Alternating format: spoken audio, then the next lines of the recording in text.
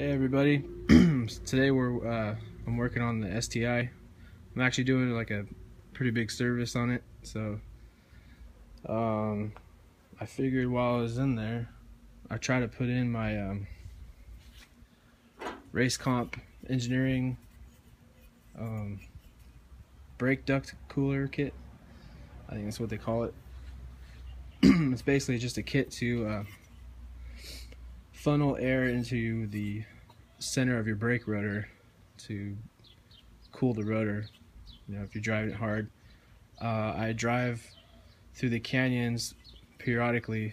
There's a canyon behind my house though, Del Porto Canyon. I don't know if you've heard of that, but yeah, I've been racing through there since high school, and this car is really quick through there, so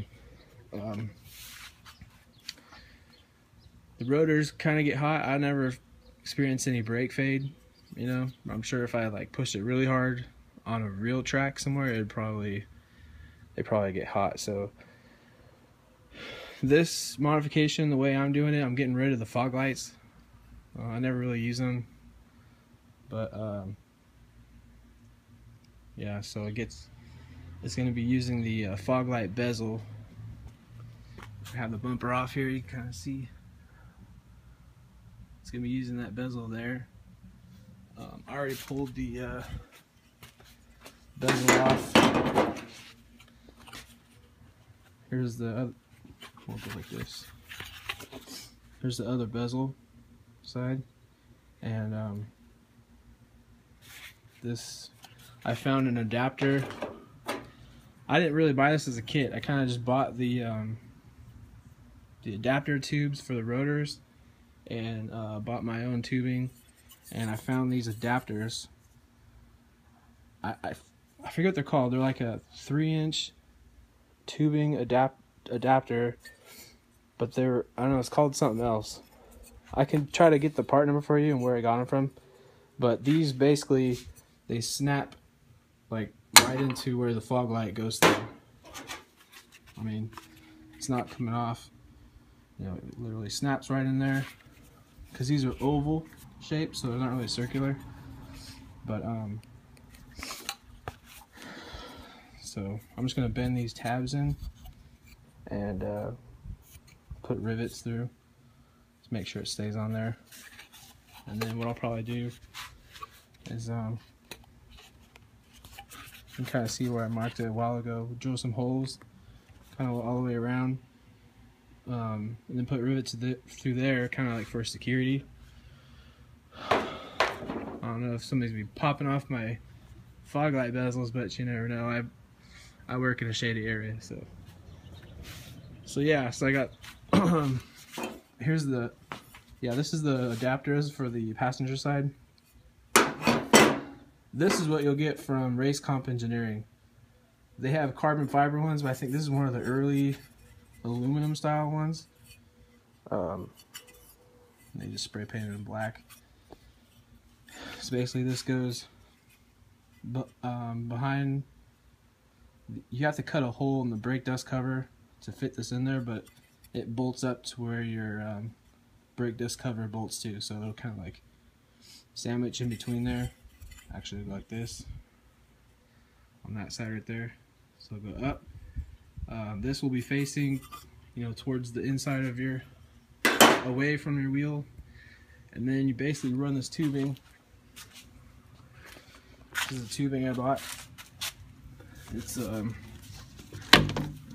NACA duct tubing, and this is the 550 degree stuff. This is kind of expensive. I think it was like $80 for a 10 or 8-foot section. I don't even know. But this is 3-inch. It's pretty flexible. It'll withstand heat. And basically, what I figure, come down to the car. I'm gonna keep this box for now for the windshield washer fluid. I got a different design I'm gonna do to get rid of this box, so later on I can add an oil cooler right here and have it angled, you know what I mean? And and it'll come out like the side vent that's over here, and that comes stock. I may put vents on the inner fender well, but with all that air coming in, I'd have to vent it out the side of this fender over here, so I don't create a lot of drag. But well, I don't know, that's more work involved. But here's like the inner what do you call it, like fender well piece that attaches to your bumper. I think what I'm gonna do is just have it coming through there, and I'm gonna cut a hole in here, or cut like a section out of that, and then go through here, which is next to the header, and then come around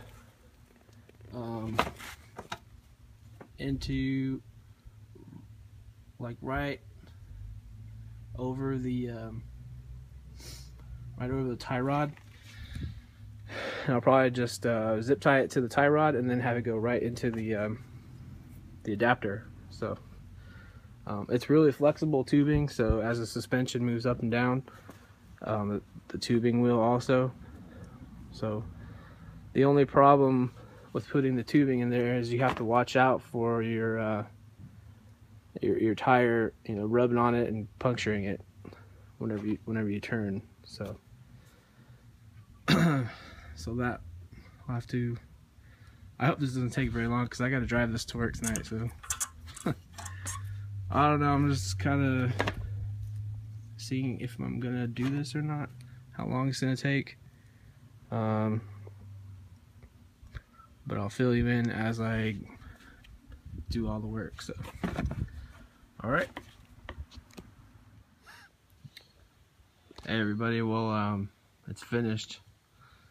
So I got it done. Probably took me like 4 or 5 hours. I was just taking my time making sure everything's routed and it wasn't gonna hit. But came out pretty nice. I think it's gonna be pretty effective. I just finished. See, I got the rivet there and there. You can kind of see.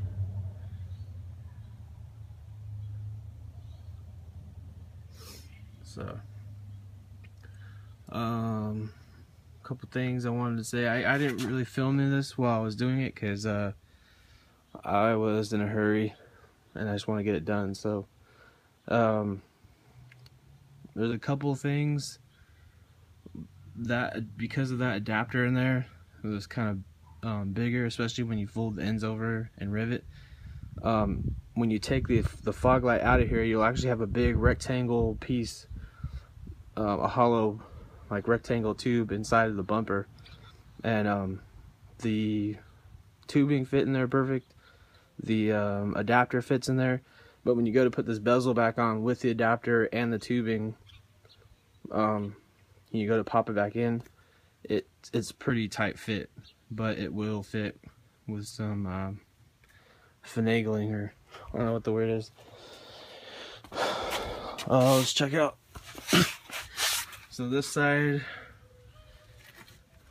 it's pretty much the same on both sides, but if you're gonna be routing it like the way I did, the driver's side gets routed on this side of the header, but on the passenger side you can't do that because there's no room. So you have to pretty much just go through this area right here, and you have to cut out a hole here, and then you know, do the same thing, but just like this piece. So that's the only difference between this side and that side, but it's all pretty much the same. Let's see what else I want to say. Oh, an important thing I figured out, because it was rubbing when I first put it in, is you want to zip tie these to the engine mounts, and then you can even like put your fist on it and push, and it'll kind of like, the wires inside of this tubing will make them oval, so that you can make it to where the tire won't rub on it. Because you can kind of see where it was rubbing a little bit before I fixed it and got it. So I've already test driven it too, and it doesn't rub. I did have some, it was making contact with this this dust shield, because when you take this dust shield off, you have to cut a hole. You might be able to see it. You see it in there? See right there where the tubing adapter comes in? You have to like cut a hole inside here. And for me, cutting the hole and messing with it kind of bits out of shape a little bit. So when I got everything back on, it was dust shield was making some noise. Not really a big deal, but I just fixed that right now. So, but then one of my studs broke just now, so now I'm gonna upgrade my studs. I'll probably do spacers too. So it's finished. But yeah, it works really well. I mean, to really test it, I would have to really test it, I have to get like a temperature inside the temperature probe, and then get like a CFM reader, like a fluke meter. But I'm not gonna do all that. I know it works. I'm just gonna pull in there. So that's pretty much it. Let me know if you got any questions. Like I said, I'm gonna put the part number of that adapter that you need, other than the RaceComp adapter. So if you want to do this yourself at home, rather than buy the whole kit, you can do it yourself. So, all right, that's it.